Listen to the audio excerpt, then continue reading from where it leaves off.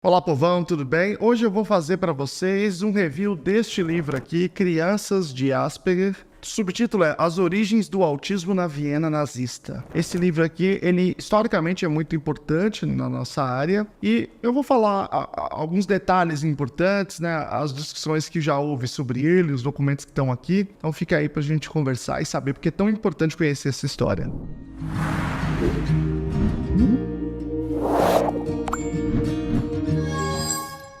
Bom, vou me apresentar como sempre aqui. Meu nome é Luciano Lacerda, sou doutor em Educação, fiz o pós-doutoramento no Departamento de Psicologia da UFSCar, mas a minha primeira formação é História. Sou historiador, mestre em História. Portanto, esse tema, obviamente, é um tema que sempre é relevante para mim, ainda que não seja hoje minha área de pesquisa, né? É sempre um tema muito importante. E a primeira coisa que eu li, assim, mais relevante sobre História no campo do autismo foi este livro aqui, que eu acho que é o melhor, assim, disparado de todos. Outra Sintonia, a História do Autismo. Esse livro é espetacular.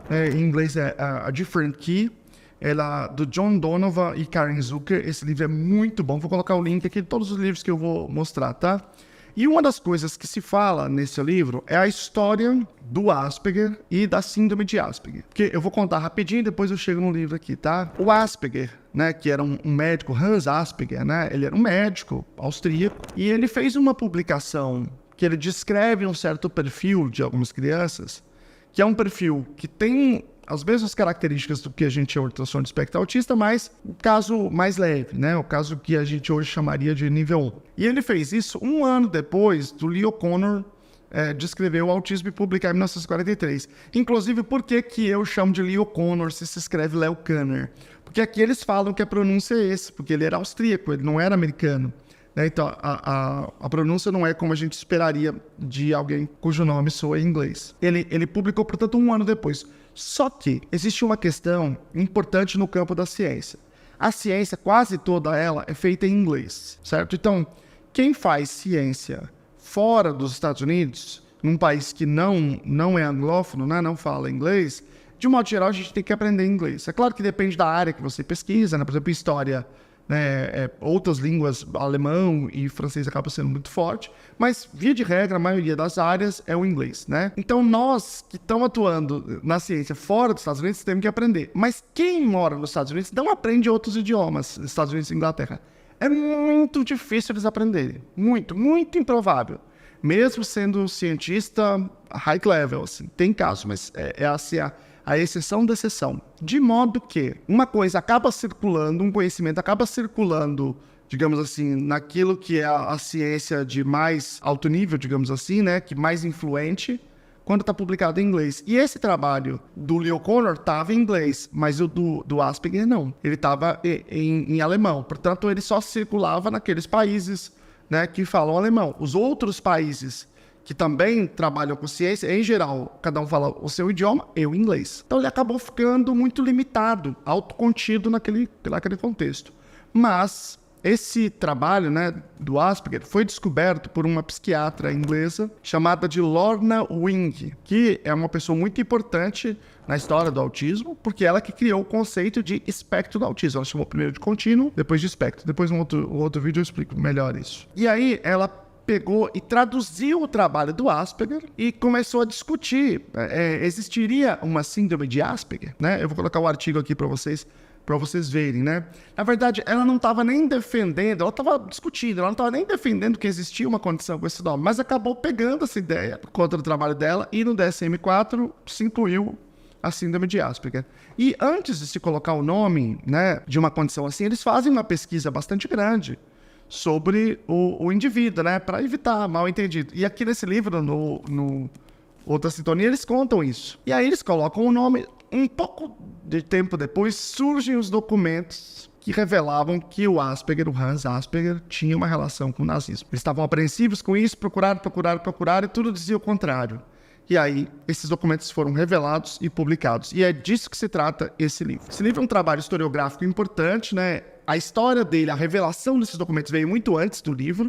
É natural que seja assim. Os livros, eles servem via de regra, para consolidar e divulgar melhor um certo conhecimento que já foi publicado em artigos científicos, né? E foi isso que aconteceu aqui. Já havia uma clareza de que ele era uma pessoa que tinha atuado mais ou menos alinhado com os nazistas. Eu vou ler, tem uma frase aqui, acho que bem representativa em relação a isso, né? Bem alinhado. Ele foi colaborador do programa de morte de indivíduos com deficiência com maior comprometimento. Então, esses documentos são bastante robustos, né? E aí o livro veio condensar toda essa questão, né? Eu vou ler uma frase aqui para vocês que é muito legal, eu acho que representa bem o espírito do que está descrevendo aqui, né? Eu vou ler aqui, eu separei para vocês, eu vou falar já dos capítulos.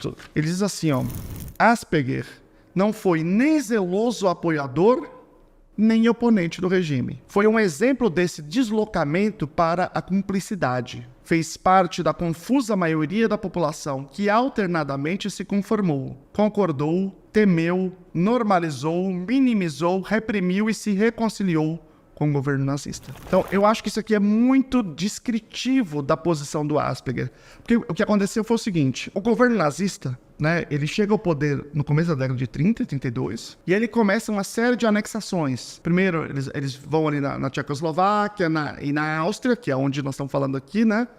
O Ausschlag, eles vão anexando os Sudetos, né?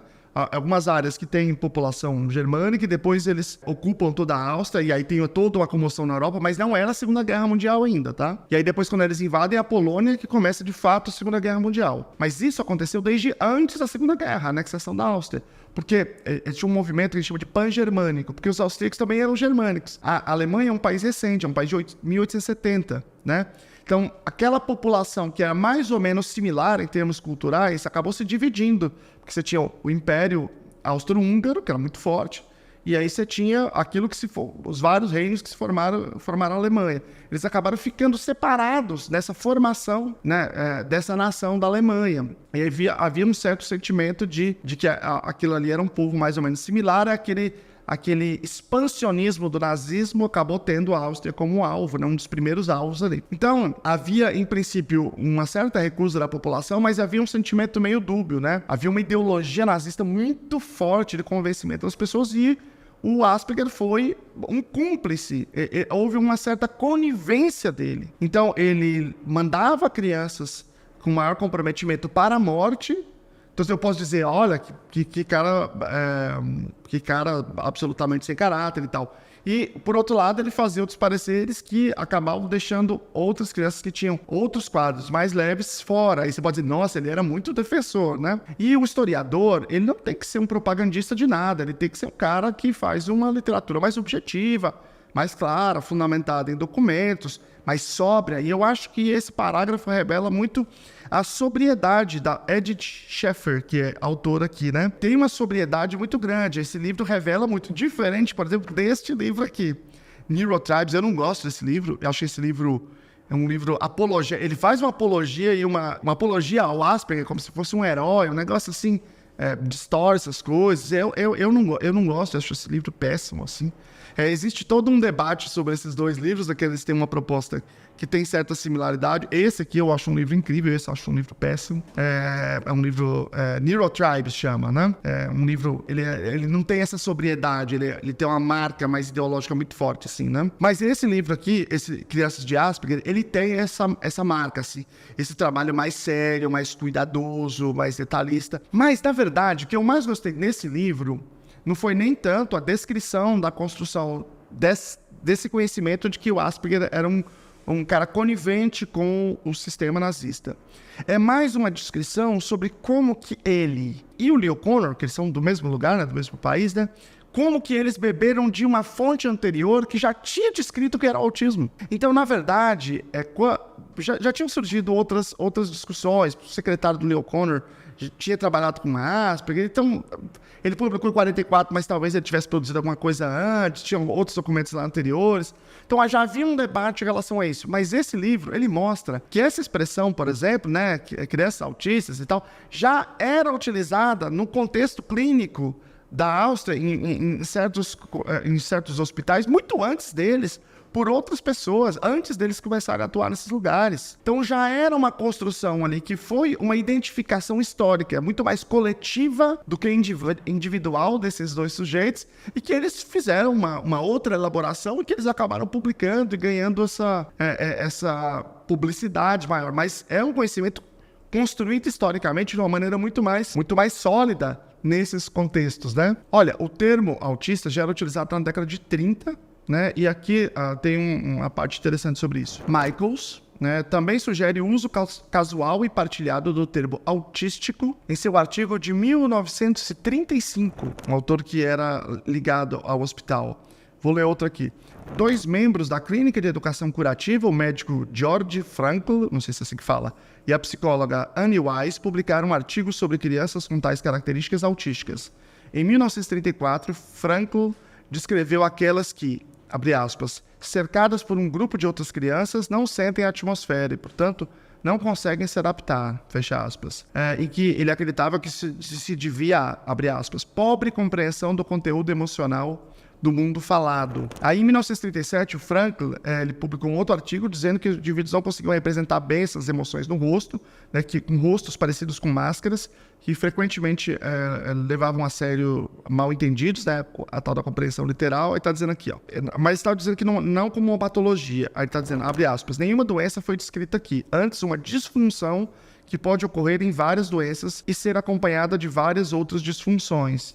Tem uma parte legal. Ele distinguiu crianças que descrevia aquelas que via como muito mais deficientes, que tinham, abre aspas, extremo autismo. Essa é a palavra que ele usou. Autismos, né? Do latim.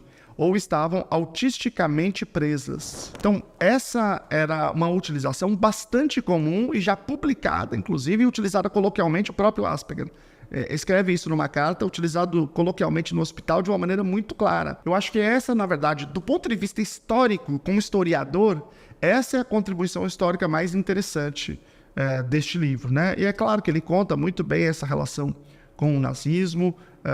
Agora, tem uma outra discussão que eles fazem um pouco, mas que é uma discussão importante, que é a utilização do nome, né, do indivíduo, se é ou não alguma espécie de homenagem, por isso que a gente deveria tirar, para não ter esse caráter apologético por alguém que tem uma história, obviamente, tão equivocada. Tem um livro muito legal, vou mostrar para vocês aqui, onde está aqui. Esse livro aqui é Neurodiversidade, o Nascimento de uma Ideia, a Neurodiversity, The Birth of an Idea, é da Judy Singer.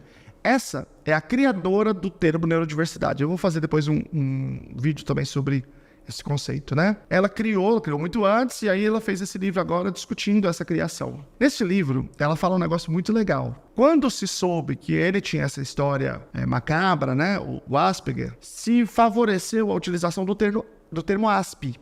ASP, que é uma espécie de uma abreviação, mas também é um outro termo que não remete a ele, né? Para aqueles indivíduos que têm aquela condição que a gente chamava de síndrome de Asperger. Eu vou colocar um vídeo aqui explicando essa condição. Depois vocês podem assistir outro vídeo. E aí ela diz assim, à medida que a gente sabe dessa história macabra, a gente não quer, obviamente, fazer homenagem para esse indivíduo, eu penso que a gente deveria utilizar o termo ASP, né, e fortalecer esse sentimento de comunidade em torno dessa nomenclatura. Porque a gente consegue agora, com a mudança do DSM, que ela está dizendo isso, né? Quando vira tudo transtorno do espectro autista, a gente pode se desvincular da nomenclatura médica e a gente pode fortalecer a nossa identidade. Não foi isso que aconteceu. No final das contas, pelo contrário, esse grupo que antes era considerado com síndrome de Asperger aderiu muito rápida e radicalmente ao conceito de transtorno do espectro autista. Eu vou até discutir isso também num outro vídeo que eu vou fazer sobre autismo não verbal, que eu acho que tem uma série de problemas em torno desse fenômeno, né?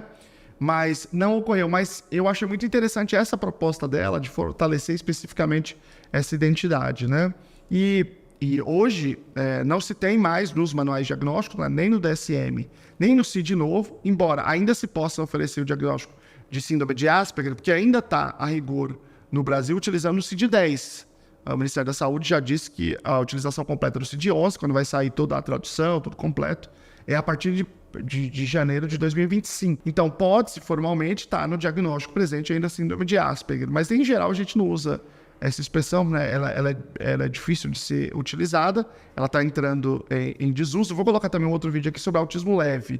Eu fiz explicando o que é o tal de autismo leve, qual é a semelhança e a diferença com o conceito de síndrome de Asperger, né? Mas tudo isso aconteceu em grande medida, né, também porque o Asperger entrou em desgraça, porque a gente levantou os documentos que mostraram que a história dele não era tão bonitinha como o Neurotribe estava contando, né? É uma história de uma certa conivência, essa é a melhor palavra, conivência com o regime nazista no contexto do Holocausto, contexto de extermínio de populações como, por exemplo, a população com deficiência. E eu vou deixar vocês aqui agora com 2 vídeos para vocês assistirem, tá? Um vídeo aqui sobre habilidades sociais e um vídeo aqui sobre autismo leve na adolescência. Espero que vocês gostem. Grande abraço.